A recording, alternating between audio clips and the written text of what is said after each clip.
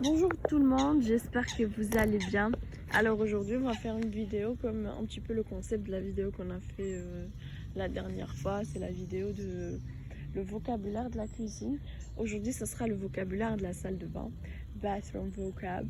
Je dis juste en abréviation vocab. Vous pouvez dire vocabulary. Ça c'est un petit peu long à dire. J'avoue, mais en écrit, si vous écrivez le terme, vaut mieux dire vocabulary au lieu de vocab pour que ça soit plus professionnel. Alors, on commence.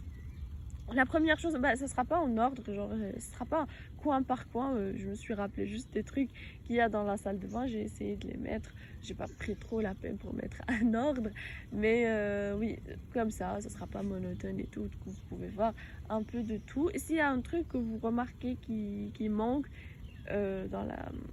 dans cette vidéo, un truc qu'on utilise dans la salle de bain et j'ai pas eu l'attention de l'ajouter, vous pouvez me le demander et je peux vous dire comment vous pouvez le dire exactement en anglais.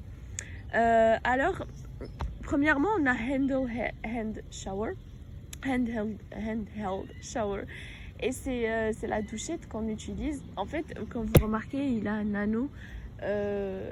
La majorité, je pense, ils ont ça, donc c'est pas la peine d'expliquer, mais je vais quand même expliquer.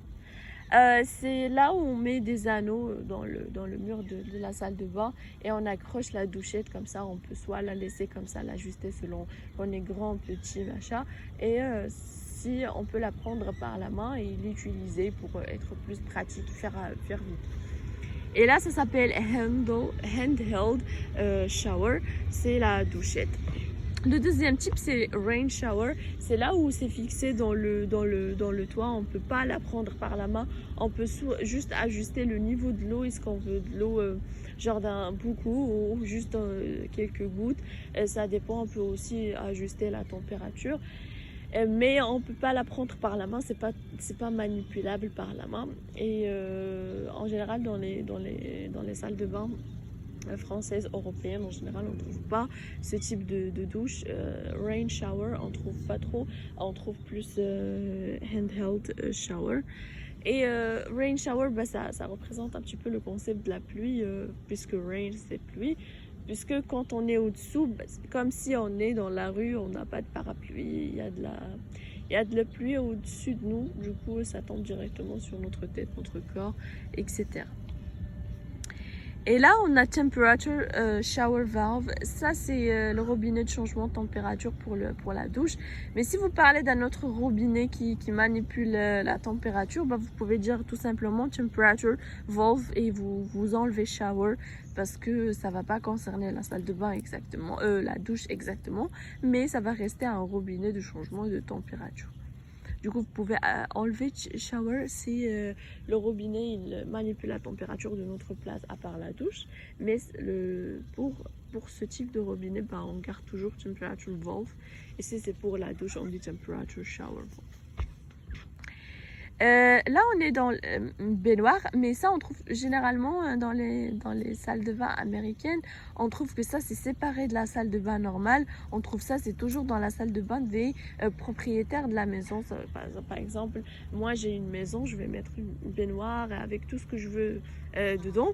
Mais par exemple, si j'ai des invités, je vais laisser une autre salle de bain pour eux. Là, il y a une douchette ou rain shower ou handheld shower. Ça dépend, chacun fait comme il veut. Mais généralement, là, il y a le baignoire, c'est ma salle de bain. C'est une salle de bain personnelle pour les gens qui habitent d'une manière régulière à la maison. Un invité, il ne peut pas l'utiliser, mais il peut. Et ils mettent toujours une deuxième pour les gens qui viennent par hasard, des invités ou quelque chose comme ça.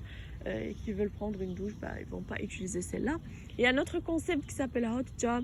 Ça, c'est une baignoire avec les petits boutons autour, là où tu mets de là où tu mets l'eau généralement chaude et ça commence à, comme si ça a l'impression que c'est en train de bouillir.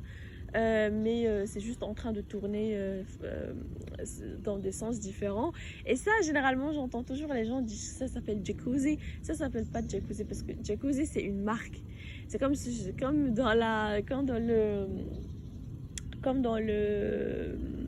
vidéo de la cuisine, je vous ai dit pas mal de trucs à propos de ça. Il y a des gens qui prennent la marque qui est grave connue et qui attribuent le concept à cette marque. Ils disent toujours Danone au lieu de dire yaourt. Je sais pas, plein de trucs comme ça. Ils disent toujours Moulinex au lieu de dire blender. Alors qu'un mixeur, c'est blender. C'est pas un Moulinex, quelque chose comme ça. Et c'est le même concept pour jacuzzi. Jacuzzi, c'est pas un concept. Le concept, ça s'appelle pas jacuzzi. Mais la compagnie, genre la société qui a été grave connue et qui est encore grave connue par faire des baignoires avec hot tub, des baignoires avec les petits boutons que tu peux manipuler la température et la circulation de l'eau, ça s'appelle, c'est une compagnie qui s'appelle Jacuzzi. Et il y a d'autres entreprises qui font les mêmes trucs, mais elle, la plus connue, du coup on connaît plus elle et du coup on a attribué le concept. Mais en gros, pour exprimer ça, genre une baignoire avec de l'eau chaude qui tourbue, dans le concept de jacuzzi, ça s'appelle hot tub, H-O-T, espace T-U-B. Et là, on a towel rack. Déjà, ça, c'est towel. Je sais pas, j'ai une petite logique qui est bizarre parce que j'ai mis ça avant de ça. Mais là, c'est towel, c'est serviette. Et towel rack, c'est le support de la serviette. C'est là où on peut accrocher les serviettes dans la salle de bain. Et que ce soit celle pour les mains, que ce soit celle pour la douche, que ce soit celle pour nettoyer un petit peu le contour du lavabo, etc. Genre le truc, le support le support de la serviette, ça s'appelle a towel rack. Et si vous vous rappelez, rack, c'est aussi le chariot de la machine à la vaisselle, dishwasher machine. Et rack, c'est parce que on dit ça parce que le rack, c'est le support de tous les trucs qu'on peut mettre dans la machine à vaisselle. Et là aussi, c'est le support des serviettes, du coup on dit towel rack. Et comme je vous ai dit, serviette, c'est towel. Quoi que ce soit la serviette pour... on peut préciser shower towel ou hand towel, mais c'est pas grave. C'est pas genre pas trop demandé. On peut dire tout simplement towel. Les gens vont automatiquement comprendre selon le contexte. Est-ce que ça sera une serviette de douche ou une simple serviette pour les mains ou quelque chose comme ça. Là, je vous ai juste, je savais pas, je pense que tout le monde connaît ça, mais je voulais juste être sûre de le dire. Ça, un shampoing, c'est shampoo. Et le démêlant, c'est conditioner. Shampoo and conditioner, ça c'est le truc essentiel pour la douche. Le gel douche, c'est shower gel or liquid soap, or we can say just soap. Tous les trois, ça exprime la même chose. Et ça, je pense que c'est pas la peine de le dire parce que c'est grave connu, tout le monde connaît shower gel, liquid soap, etc. Ça, c'est faucet. Faucet, c'est le robinet qu'on trouve dans la salle de bain, dans le lavabo. Et si vous vous rappelez, dans la vidéo de la cuisine, on a dit que ça s'appelle tap. Alors, tap, on dit pour le robinet, spécifiquement pour le robinet de la cuisine. Tap, T-A-P. Ça, c'est spécifique pour la cuisine. Et pour la salle de bain, on dit faucet. Maintenant, on peut dire, si on dit tap pour le robinet de la salle de bain, on va comprendre quand on parle du robinet, mais ça va paraître un petit peu pas trop pratique. Ça va être grave cramé qu'on n'est pas des native speakers. Déjà, ça se voit qu'on n'est pas des native speakers quand on n'est pas né aux États-Unis, mais ça se voit qu'on n'est grave pas... on connaît pas trop la culture américaine et tout. Du coup, pour la salle de bain spécifiquement, on dit faucet, c'est-à-dire robinet. Et pour la cuisine, on dit tap, ça veut dire robinet aussi, mais de la cuisine. Là, on a mirror, ça c'est juste un petit peu la prononciation qui diffère, c'est un miroir. Là, on a cotton rounds, c'est les rondelles du coton qu'on utilise, que ce soit pour se démaquiller, pour les femmes, ou que pour mettre des petites... on peut les mettre autour des yeux quand on est fatigué, on peut mettre un petit peu de l'eau froide, un petit peu de jus de concombre. Là, je suis en train de vous dire des recettes. Autour des yeux, si on a des cernes, ou tout simplement si on a les yeux fatigués, on les a utilisés toute la journée, c'était une journée fatigante, quelque chose comme ça. Là, on a toothbrush, c'est brosse à dents, et on a toothpaste, c'est le dentifrice. Du coup, ça, c'est la toothbrush. Vous pouvez les séparer comme vous pouvez les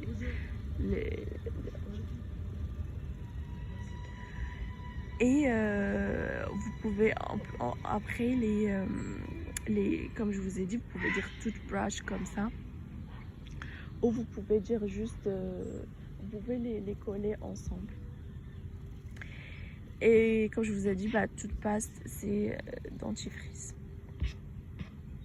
Là, les cotons-tiges, c'est on dit cotton buds. Ça veut dire des tiges de coton. En vrai, c'est facile quand même, les trucs comme ça. Il y a des trucs qui sont faciles parce que c'est juste une petite traduction d'une langue à l'autre. Mais il y a quand même des trucs qui ont aucun rapport avec comment on les dit en français ou en n'importe quelle langue. Et c'est totalement genre différent. Mais il y a des trucs comme ça, coton-tige, c'est exactement la traduction du mot. Là, on a un hair dryer. C'est un séchoir pour sécher les cheveux. Et c'est aussi exactement, c'est une traduction, pas une traduction du séchoir, mais une traduction de la fonction.